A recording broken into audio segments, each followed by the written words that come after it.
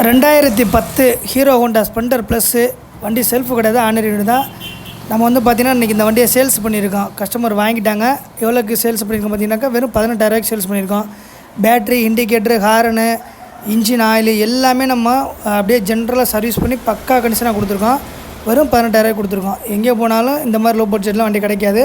So இந்த மாதிரி வண்டி லோ பட்ஜெட்டில் வேணுங்கிறவங்க நம்ம சேனலில் யூடியூப் சேனலில் சப்ஸ்கிரைப் பண்ணி வச்சுங்க.